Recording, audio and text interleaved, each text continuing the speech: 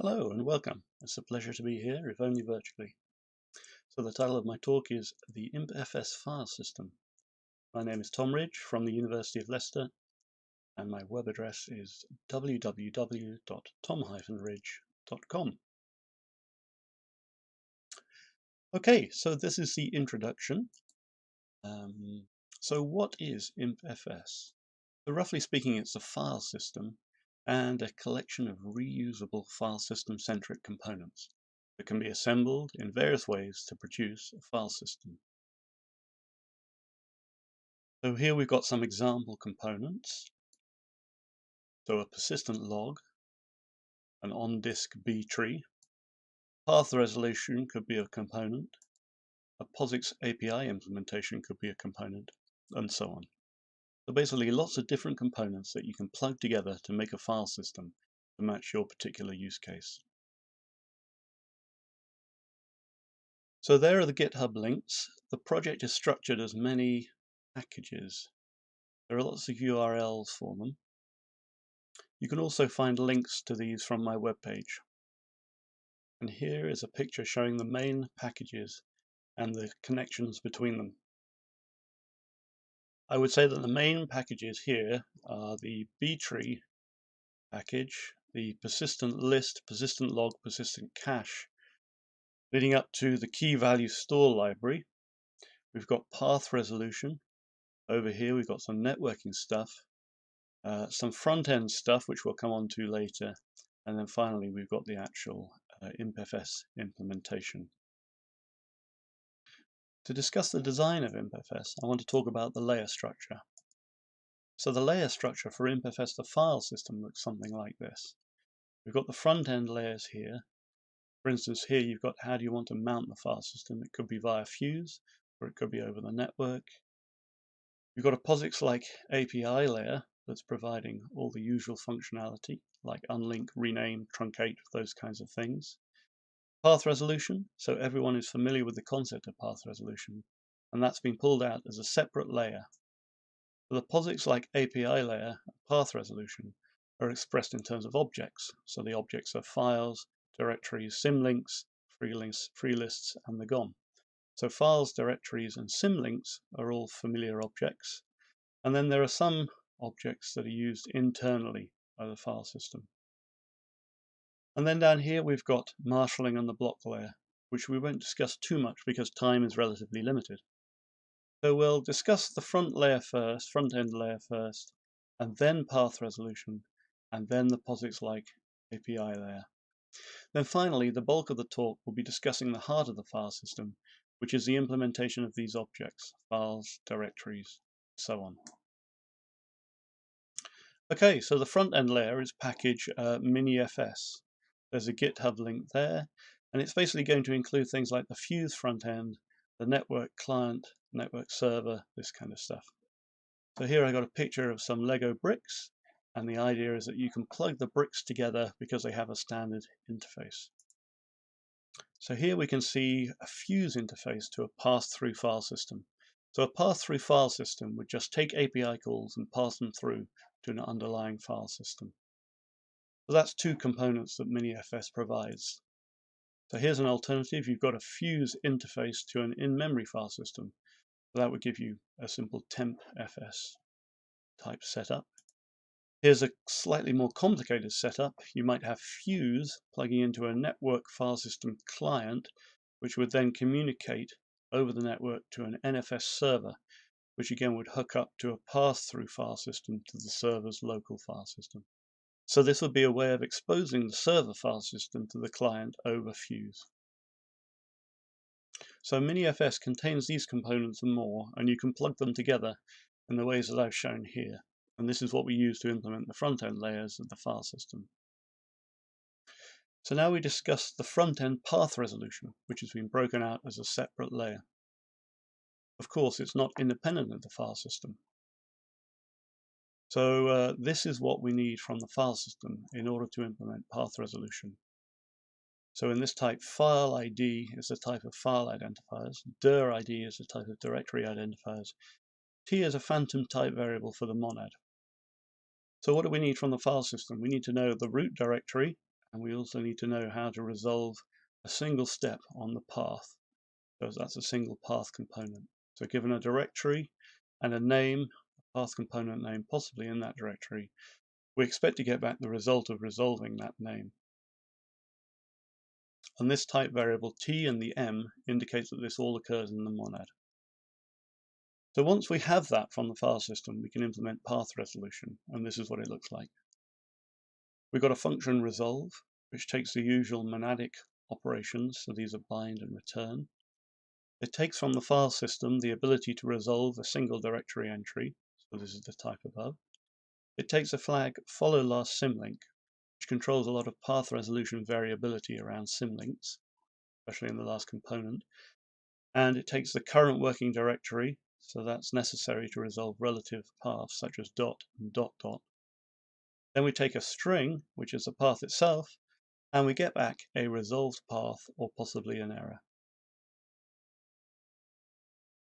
Okay, here's the next slide. This is the POSIX layer, so this is what provides you the POSIX-like API functionality.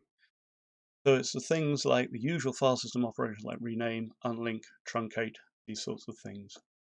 And it's expressed in terms of objects, so things like files, directories, path resolution, of course, and maybe some other things. So let's have a look at the example code for unlink. So this is a very simple call. So we're trying to unlink an entry in a directory. So we resolve the path and give it an indication how we want the last component of the path to be treated. Path is the thing that we're trying to resolve.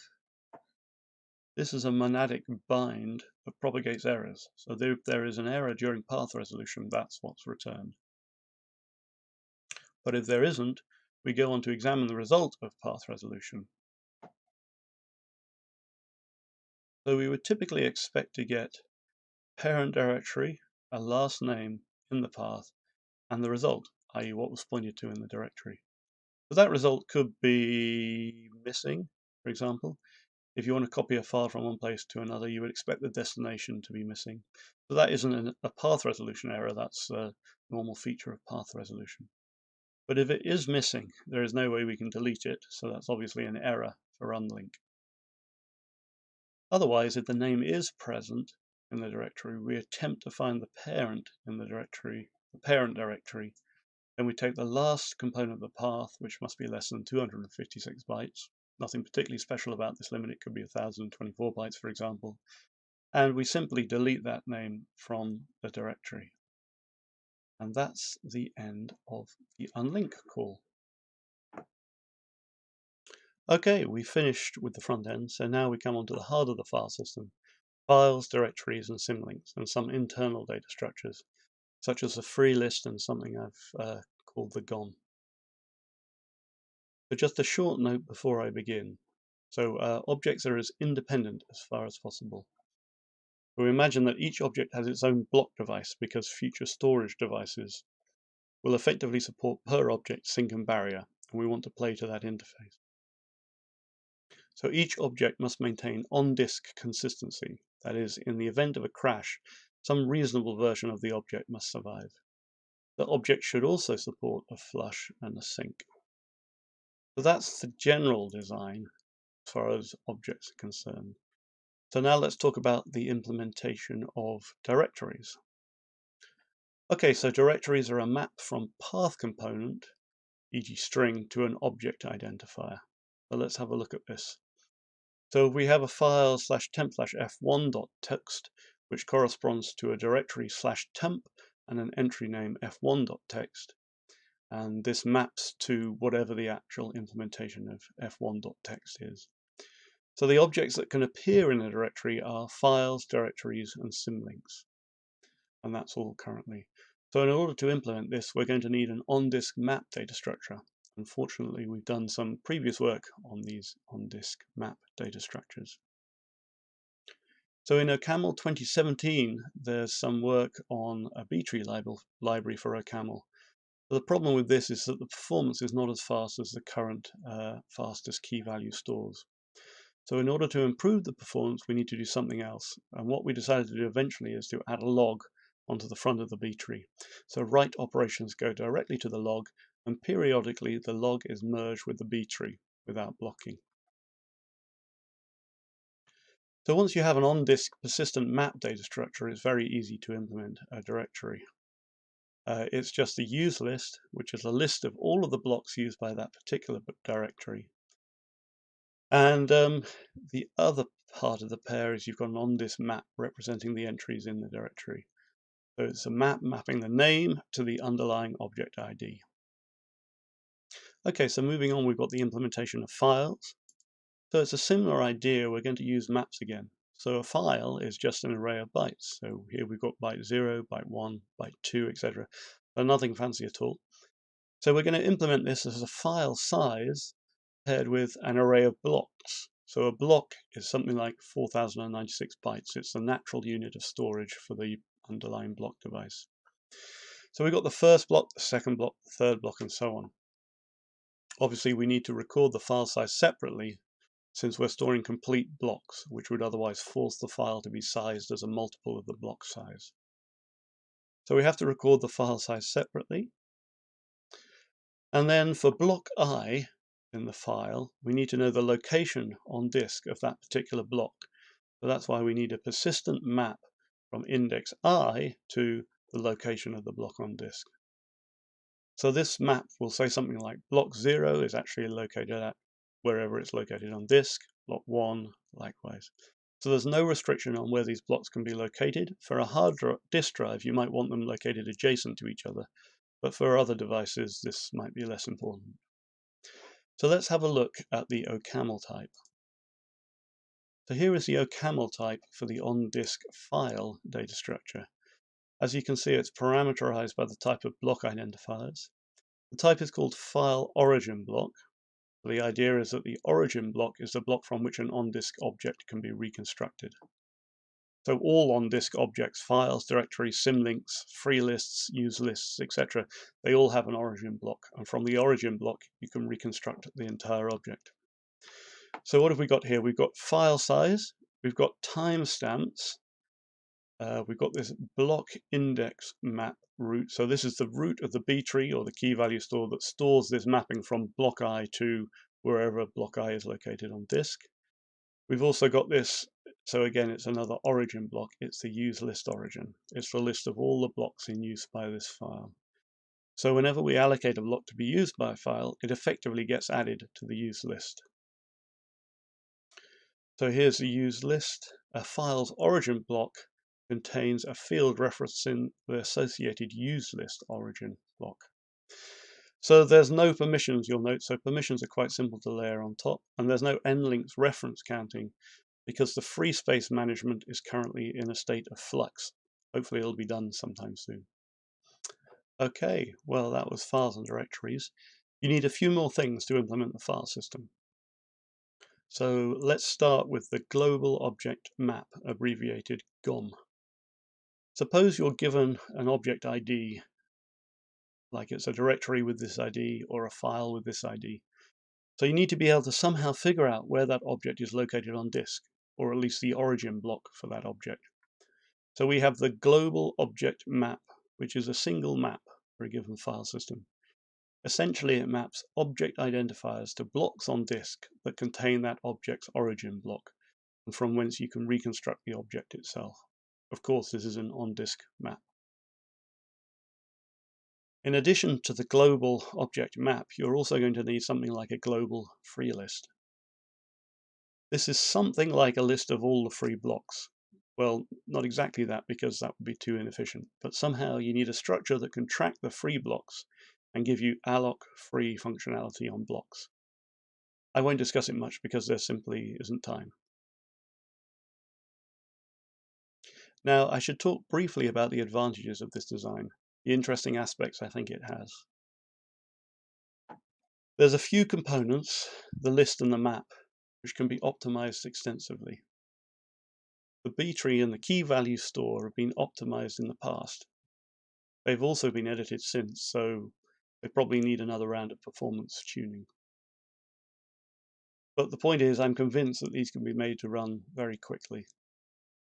So the design is highly modular, made up of reusable components, and we've made an effort to parameterize all the things. So the idea is that each component assumes the minimum possible in order to get its job done. But this means that you need to spend a lot of time spelling out what the requirements are, and then instantiating the particular abstract component, and then linking the components together. So each component has a clear semantics. Overall, the design is very simple. Hopefully, nothing about the implementation of directories or files is at all surprising or problematic. It's potentially verifiable using existing verification techniques. So I tried to make it so that one wouldn't need advanced logical techniques or anything like that. So a simple operational approach with a bit of separation would probably do the trick. And the performance is, so it's potentially very good. It's designed for future interfaces that we don't really have access to at the moment. In particular, I'm thinking about highly parallel interfaces direct from user space to SSD or non-volatile memory. That's the case where this file system would really shine, I think. But some effort needs to be put into optimizing the code, of course. Okay, so we're running out of time, but we have just a chance to see the thing in action. So here we go. So this is a video I made of the current state. We'll see what happens. We're going to run the fuse version of ImpFS and mount it in a local directory. So make run from clean, which I'm typing here. So this tells it to start the file system from scratch, ignore any previous state, create a clean and empty file system. And lots of stuff gets printed out. It's rather chatty at the moment because of all the debugging stuff, but obviously that's likely to change. So one of the nice things that you'll see, you can see the file system is operating, and when we do an operation over here on the left-hand side of the screen, what you'll see is that sometimes when we press tab to autocomplete, you'll see that the file system responds sort of in real time. So there we tried to complete on fuse mount, and Bash has tried to complete that by calling into the file system to find out what the contents of fuse mount is. Okay, so here we've written some text to a file. We can list it, we can cat it, we can append something to that file. So here we're going to append something to the file and list it again, and then we can cat it again, and lo and behold, it's all worked. So it's not particularly amazing, except that I'm always somewhat surprised that it works given how complicated the underlying machinery is with the B trees and all those kinds of things.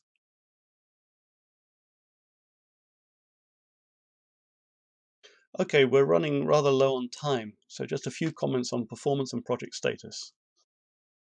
So I believe the performance should be very good. Of course, it's easy to say this, but the main reason is that the design matches closely the future queue-based APIs of block devices. And also on preliminary performance tuning I did on the B tree and the key value store last year. That indicated that it would be possible to get very good performance. Unfortunately, it's still too early to report on this, for which I'm sorry and apologize. The project status, so it is still some weeks away from being in a reasonable state. You can try it out, but I would wait a few weeks if I were you. There are some things that are missing. In particular, the free space management is lacking currently, and the cross-object guarantees need more attention.